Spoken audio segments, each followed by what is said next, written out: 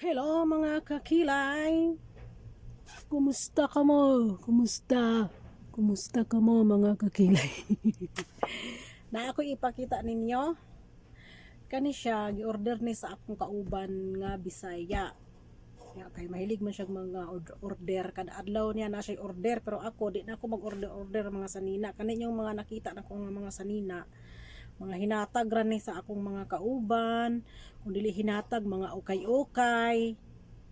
Naaman po'y dili hinatag, naapoy dili ukay-ukay, pero mostly gyud kanang mga bag-o nga akong gipang suot, mga hinatag ra na sa akong mga kauban, kay kanang mag-order sila ba niya pag abot kay gagmay ang ma-order niya dili nila maigo. So yan ang gihatag nako, i-flex lang nako ni kay atong Ramadan, paldo kaayo ko atong Ramadan, kay naay naghatag nako ang pahalipay sa akong pasyente, gitagaan ko tulo sila kabuok, bisan dili dinag ko ang kantidad, pero kwarta man gihapon. So paldo kaayo ko atong Ramadan, bahalag gamay ra ang gihatag basta kay paldo. Unya bahalag gikapoy kayo ko, kulang kay kog katulog, pero paldong paldo. Nga karon nag-order siya og kanang pangkaliguay daw, kay kana iyang gipuy-an kuan man na siya kanang naay swimming pool nga mahilig man siya kanang magaligo-ligo, kanang mag night swimming lang daw siya, dili siya nang maligog adlawan kay ting init na hapit dire. So nagpalit siya og dugay kay makalahos pangkaliguay. Karon kay dako man na siya nga babae, ambot nga nganong wala man naigo niya, nga nganong iyang gipili na man na sizes, pero nganong wa man niya naigo. So akong i-flex, gitagaan ko niya ane. Pangkaliguay, klaro ba? Yeah. Pangkaliguay, mag-ingkod lang ko ani ko. Pangkaliguay na siya, pangtaas. Nandiyan na apoy pante. Bag-o gina siya yang gihatag nako. Pero siya rin nag-unboxing paghatag niya nako, yan ang giputo sa silopin. Wala na tong original nga kuan, puro ang pante murag lawlaw nako gamay kay mo dako-dako ang pante. Nya naapay ko ano, wa pa nagikuha o naapay mga naapaw hapin-hapin, wala pa gikuha kay pasabot god na wa gid niya nagamit. Nya naa pagkisayal-sayal. Og dili daw kuno ganahan mag-ingani, magtupis-tupis, kay di man daw kuno ko mahilig, wa mo kusukad pud nagtupis kay ang tiyan nato nga mura nagbutiti. Naa pud kunoy sayal. Naay sayal-sayal. Unya naa pud yang blouse-blouse. Unya namuot ko niya kay gihimo ko niyang batang gamay, kay iya jud kong gidemo unsaon gid kuno pagsuot. Unya karon akong ipakita ninyo kay ako ning suoton, pero di ko magpakita din hinga naghubo kay lisod na kaayo mga kakilay. Wait ha, kay akong suoton.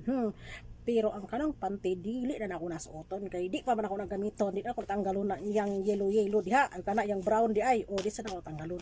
Naa naman ko gisuot, di kanina lang akong diretso suoton ang top. Okay, babay, wait akong ipakita.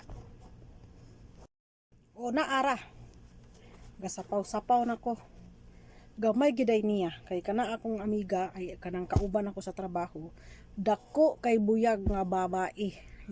Habog pagid siya, ambot giunsa-unsa man niya pag order nga gamay man kaayo nga gani basag sa ako akong gisuot nga perting gamaya kay ko mura jud kog suman nga giputos ni ang akong tiyan mura og baki nga nabusog.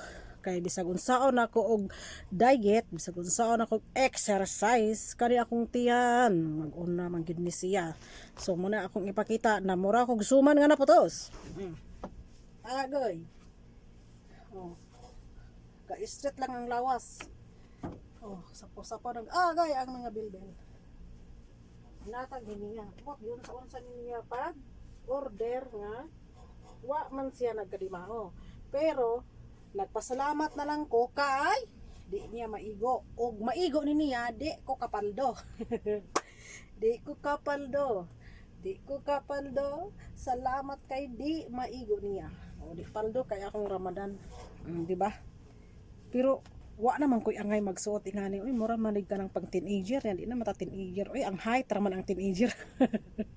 Ihatag ko lang ni sa akong apo nga si Aye Buyeye, inig madako siya na lang magsuot are, kay mura naman ko daanig sa bani kung wala kay sakita ay kung wa na tiguwang wa ni balik pagkabata na Sige na, maura na akong i-flex. Hinatag sa akong higala nga Bisaya po. Pareha na ho, dagway lang ga, lus pa lang agi. Bye-bye mga kakilay. Please like, comments, and share. Og i-subscribe ang akong YouTube channel.